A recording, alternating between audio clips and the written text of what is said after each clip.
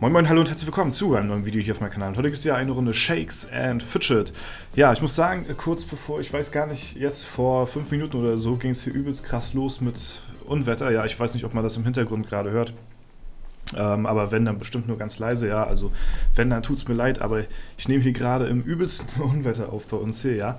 Und wie ihr am Anfang bestimmt mitbekommen habt, ja, habe ich jetzt ein Intro. Ich wurde quasi animiert in die Taverne rein, ja, wie man hier schön beim Wirt sitzt, hier beim Tavernenwirt und ein Bierchen zwitschert, ja, im Hintergrund hat man den Kamin gesehen und ja, da gehen auf jeden Fall die Grüße raus an Robator, ja, der hatte mir das Ganze erstellt gehabt. Ich bin auf ihn aufmerksam geworden, weil er mal eines Tages im Discord irgendwie anfing mit Zeichnungen von Shakes and Fidget, und dann hatte ich ihn mal gefragt gehabt, ob er auch so animiertes Zeug macht.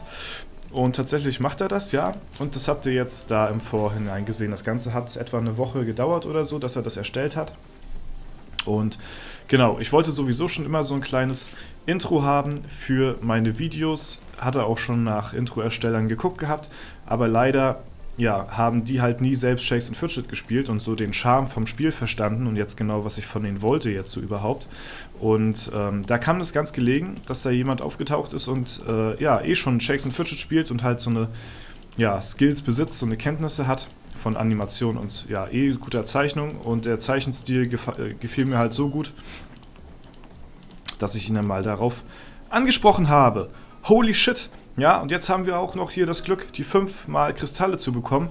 Wäre natürlich cooler, wenn die jetzt hier am Wochenende gekommen wären, dann hätten wir ein bisschen mehr gehabt, aber gut. Man will ja natürlich einen geschenkten Gaul nicht ins Maul gucken, ne?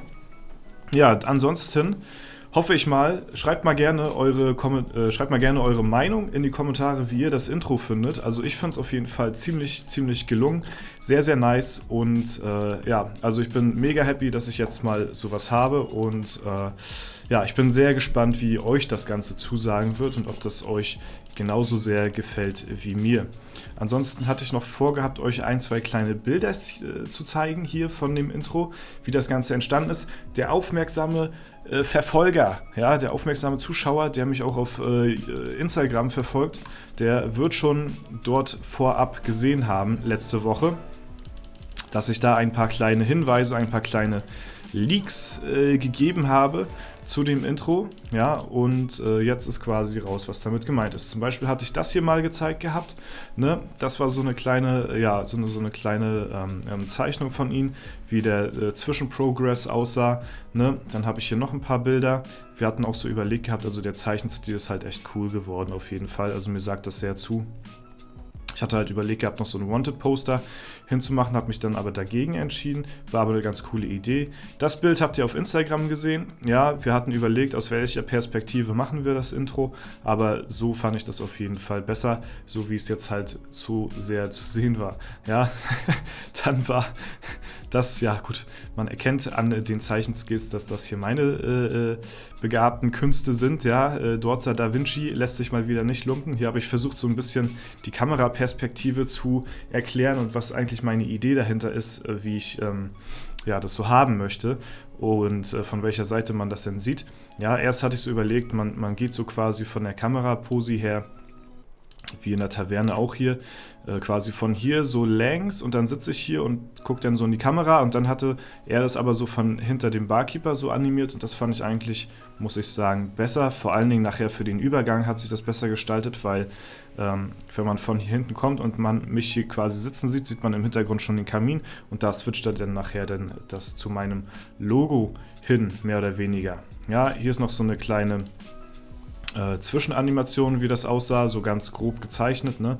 Da hatten wir auf jeden Fall sehr viel ja, so ja, zwischengezeichnet, ne? Hier ist das Logo, ne? Was ihr dann auch noch so gesehen habt, so ein paar kleine Zwischenanimationen und so weiter und so fort. Und ja, ich glaube, das war es dann auch direkt so. Wir haben hier noch das Logo und hier noch im PNG auch noch die Schrift, auch sehr cool geworden, das Ganze. Genau. Und an sich muss ich sagen, ja, ist das schon ziemlich nice geworden und eigentlich so, wie ich das haben wollte. Vor allen Dingen auch mit den paar kleinen Insidern, wer sie hier bemerkt hat vielleicht, ne, im Intro. Das ist natürlich auch sehr cool auf jeden Fall. Ne? Wie gesagt, lasst mich unbedingt gerne wissen, wie ihr das Ganze hier findet. Ich bin da ein Riesenfan von und ja, bin froh, dass mir endlich mal jemand so über den Weg gelaufen ist. Oder ich ihm besser über den Weg gelaufen bin, der dann sowas dann auch professionell macht und halt auch selbst Chase and Fidget spielt. Das war mir halt auch persönlich ziemlich wichtig, weil man da am besten so den Charme, sag ich mal, noch besser einfangen kann. Gut, ja, gucken wir mal, was wir hier noch zu tun haben. Wir haben ja noch Kämpfe gegen Kriegerhelden noch bestreiten. Das kriegen wir auf jeden Fall im Laufe des Tages, denke ich mal, noch hin. Ne? Ansonsten habe ich hier jetzt auch mein letztes Item auf 12 verbessert. Das heißt, bin jetzt, also als nächstes werde ich dann die Waffe auf plus 13 hochjagen. Das wird aber noch ein bisschen dauern. Das kostet ziemlich viele Kristalle und danach dann hier alles weitere auf plus 13. Ne? Das wird sehr lange dauern und ich hatte Glück gehabt. Ich habe 2 Leggy-Steine gefunden in der Zwischenzeit. Die könnte ich für meine Begleiter ausgeben, mache ich aber nicht, weil ich mir die spare auf jeden Fall. Ich möchte ein paar Leggy-Steine, weil man die halt eben so selten findet, möchte ich die aufbewahren. Ich könnte auch, was auch schlau wäre, wenn man sich das mal hier so anschaut, 1725 mal 2 habe ich hier in der Waffe drin und hier habe ich 1839. Wenn man das mal 2 macht, sind das auch schon wieder ordentlich Attribute, die man hier alleine durch diesen Wechsel gut machen könnte. Habe ich mir auch schon überlegt, aber mache ich noch nicht. Ich warte erstmal ab, ich möchte mit diesen Steinen, ich möchte die nicht sofort verbraten, ich möchte damit ein bisschen weise umgehen, sag ich mal, dass ich die nicht sofort irgendwie fürs nächstbeste Item raushaue. Ja, ansonsten hat mein Bertram jetzt hier das blaue Breitschwert bekommen. Da habe ich auf einen schwarzen Edelstein gewartet. Da ist mir dann ein Leggy-Stein dafür auch noch zu schade, muss ich sagen, um den jetzt meinem Bertram zu geben. Dann bekommt den eher die Kunigunde oder Marquardt, ne? Weil die können damit auf jeden Fall deutlich mehr anfangen.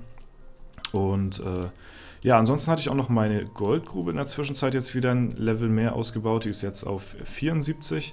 Ne? Da geht es also auf jeden Fall auch immer fleißig voran. Edelsteinmine 62 haben wir jetzt hier. Ne? Nachdem die Schatzkammer auf 45 ist, attackieren wir hier auf jeden Fall weiter. Und ja, in der Zwischenzeit hoffe ich mal, dass eines Tages vielleicht mal die Hexe wieder mal auftauchen könnte, weil ich habe hier schon ziemlich viele Sachen wieder gesammelt, Hüte und Gürtel und alles sowas, ne? Da wäre auf jeden Fall nice, wenn die mal die Tage kommen könnte. Ne? Jetzt können wir nochmal schauen, ob wir hier irgendwas... das können wir noch zerlegen zum Beispiel, es gibt gut Kristalle, ne? Das würde ich jetzt dem vorziehen, bevor ich das hier verkaufe, und den Rest verkaufe ich jetzt einfach mal, damit wir mal ein bisschen Platz im Inventar haben, ne? Für die kommenden Sachen, die mir jetzt noch durch die Alu hier noch so weit unterkommen. Ne? Ja, ansonsten kann ich nochmal kurz einen Kampf machen, hier gegen Ares, wird allerdings nicht so viel bringen. Auf jeden Fall, zumindest sehen wir hier jetzt den Bertram auch mit meiner Lieblingswaffe kämpfen. Das ist, ja, ist natürlich was ganz nice to have ist, was aber jetzt nicht wirklich viel bringt. So, ne? Ist halt jetzt nur optisch ein bisschen was. Ne? Ansonsten, ja, einen besseren Try hatte ich jetzt noch nicht gehabt gegen Ares. Ich glaube, den besten hatte ich euch gezeigt gehabt. Ich weiß nicht, ob es ein Livestream war oder ob es nochmal im Video war. Auf jeden Fall war mein bester Try gegen Ares, glaube ich, auf 8,1 Milliarden runtergekloppt. Und danach war dann soweit erstmal, ja, Schicht im Schacht. Da ging dann nicht mehr und das war halt schon, ja, das war schon ein sehr guter Try auf jeden Fall. Ich glaube, da hatte die Kunigunde zwar auch nicht so oft ist da nicht so oft ausgewichen. Da hatte er den Marquardt und ich hatten da geklärt gehabt mit ein paar Milliarden Hits. Ne? Da hätte die Kunigunde auch noch ein bisschen mehr machen können, aber ja, gut. So oft kann die gar nicht ausweichen, bis sie hier den Ares besiegt. Da ist die Chance viel zu niedrig. Wie gesagt, da müsste die wirklich, keine Ahnung, 50 Mal oder so ausweichen, dass wir hier den Ares irgendwie ansatzweise besiegt bekommen. Ne? Ansonsten wird das Ganze hier noch eine Weile dauern, ihr seht das. Ne? Und dadurch, dass ich jetzt halt meine Begleiter halt auch erstmal ein bisschen entrüstet habe, um ein paar Verbesserungen auf mein Equipment vorzuziehen, ist natürlich auch jetzt eher die Last auf meinen Schultern, was jetzt natürlich nicht so gut ist. Es ist natürlich besser, wenn man das alles gleichmäßig verteilt, so. Aber ja, es bringt mir halt sowieso nichts so. Ne? Also es dauert halt noch ziemlich lange, bis wir hier weiter vorankommen in den Dungeons.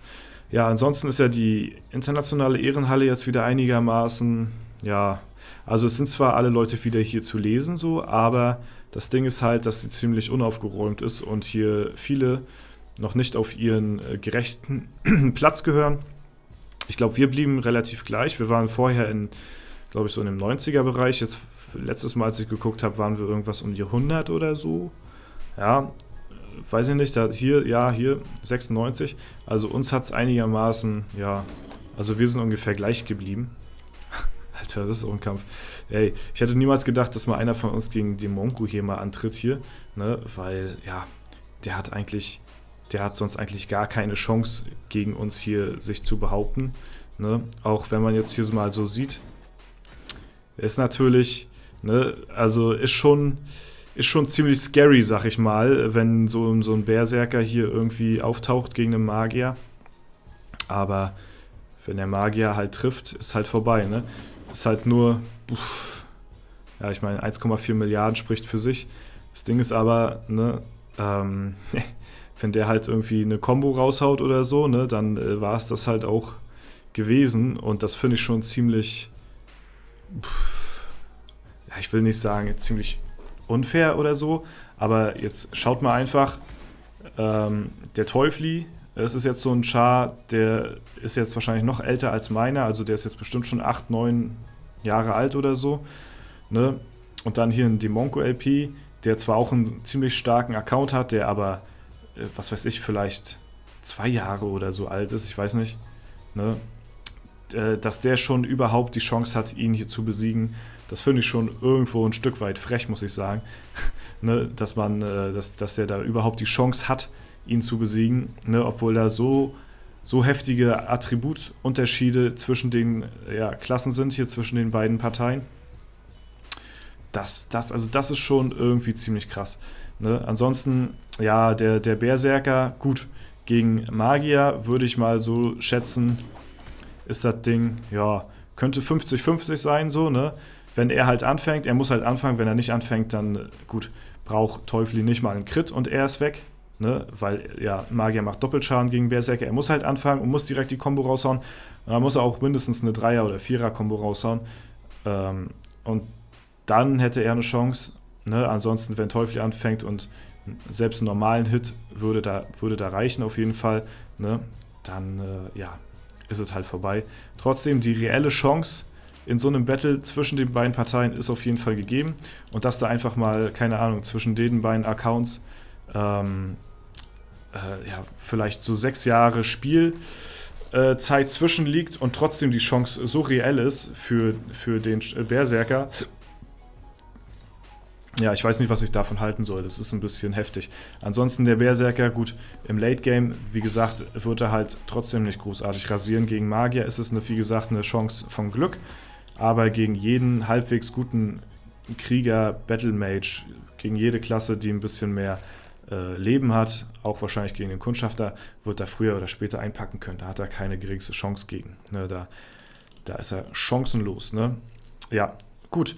Das soll es denn soweit zu dem Video gewesen sein. Ich hoffe, das Ganze hat euch gefallen. Wie gesagt, ich bin sehr gespannt auf euer Feedback zu meinem neuen Intro. Das werdet ihr jetzt vor jedem Video sehen. Ist auf jeden Fall, denke ich mal, eine ganz coole Begrüßung. Ne? Ich wurde halt animiert in der Taverne, so auch mit meiner Geste und sowas, ne? Dass man da halt das Ganze so übernommen hat, wie ich das wollte. Ne? Ich hatte halt die Ideen dahin geschickt gehabt und gut. Ich hoffe, das Ganze hat euch gefallen. Wie gesagt, wenn es der Fall sein sollte, lasst gerne Bewertungen und Kommentare dazu da. Ansonsten wünsche ich euch noch einen super schönen Tag. Vielen Dank fürs Zuschauen. Haut rein und bis zum nächsten Mal.